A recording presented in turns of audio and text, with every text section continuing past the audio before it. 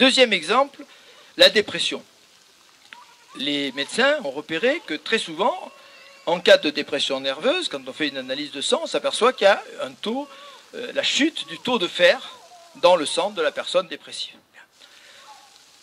Et on est évidemment dans le problème de la poule et de l'œuf. Hein.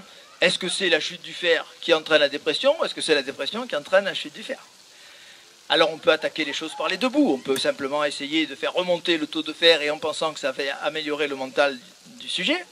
Ou on peut faire une psychothérapie, on observera que cette psychothérapie va entraîner une remontée du taux de fer dans le sang. Ben, Spinoza ne pense pas du tout comme ça, il pense qu'effectivement il se passe des choses dans le corps, que parallèlement il se passe des choses. Alors si vous voulez comprendre le parallélisme, il y a quelqu'un qui est beaucoup plus compétent que moi, il s'appelle Damasio. J'aurais pu le citer la semaine dernière, c'est un grand neurologue américain.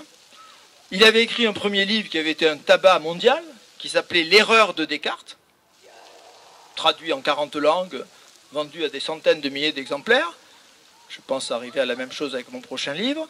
Et quelques années plus tard, Damasio récidive en écrivant « Spinoza avait raison », 2003. Magnifique livre. Spinoza avait raison. Donc L'erreur de Descartes et Spinoza avait raison.